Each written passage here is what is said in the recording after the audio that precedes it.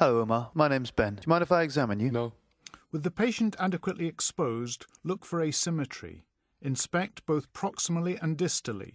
Note any deformities such as clawing of the hands. Look for muscle wasting or hypertrophy, fasciculation or involuntary movements. Fasciculations are often elicited by flicking the skin over a muscle.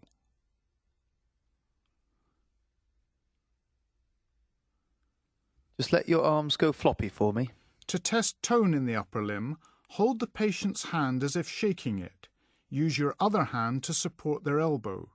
Rotate the forearm, flex and extend the wrist, elbow and shoulder, varying the speed and direction of movement. Muscle tone is the resistance felt by the examiner when moving a joint passively. Again, let this arm go floppy. Always compare sides.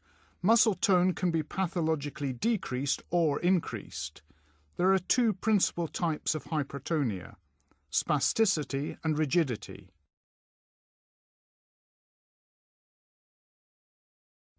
Next, examine the deep tendon reflexes.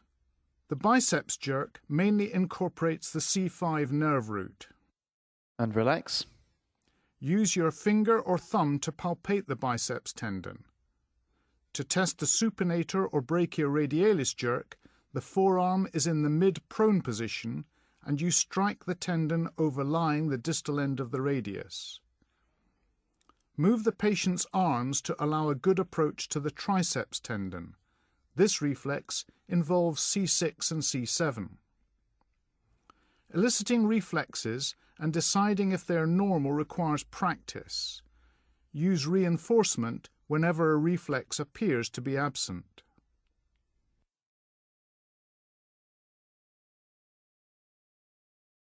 I'm going to strike your arm again. When I tell you to, clench your teeth, but not before I tell you to. Clench. For the upper limb, ask the patient to clench their teeth or make a fist with the other hand. Relax the hand. For the finger jerks, place your middle and index fingers across the palmar aspect of the patient's proximal phalanges. Tap your own fingers with the hammer. Relax. And look for flexion of the patient's fingers. To test the Hoffman's reflex, place your right index finger under the distal interphalangeal joint of the patient's middle finger. Using your right thumb, flex their distal phalanx downwards and look for the pathological flexion response in their thumb. Can you hold your arms up by your side like that for me, please? Stop me from pushing them down. Power in abduction. Stop me from pushing them up. And adduction. Now hold them out in front of you like that. Stop me from pulling them away. Elbow flexion. Stop me from pushing them in. And extension. Now place your arms out in front of you and spread your fingers. Stop me from pulling your fingers together. Abduction of the fingers by the dorsal interossei and adductor digiti minimi. Now I want you to grip my fingers and prevent me from pulling them away. Use your index and middle fingers inserted from the thumb side to test grip strength. And relax. Now test coordination. Now can you place your arms out in front of you, please? And hold them in the same position. To elicit rebound, push the patient's wrist quickly downwards and watch the returning movement. And relax. The finger-nose test. Now take the index finger of your right hand and place it on your nose. Touch my index finger on your nose and do that rapidly for me, please.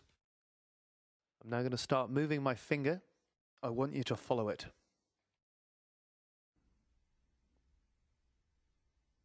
Now do the same with your left hand. Start slowly with the explanation before asking the patient to speed up. I'm now going to start moving it.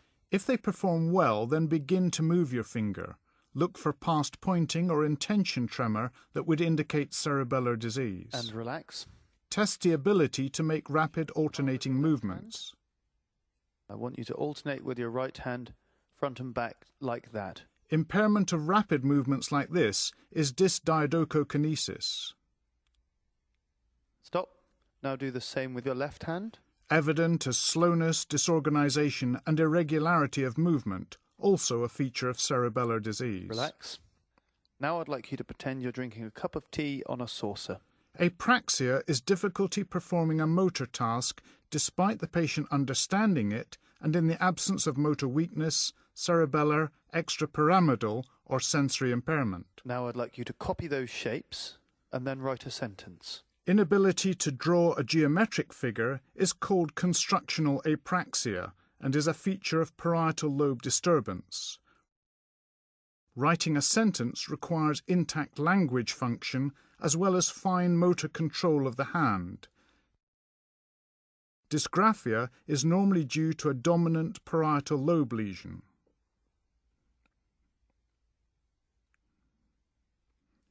Now could you put on your jumper?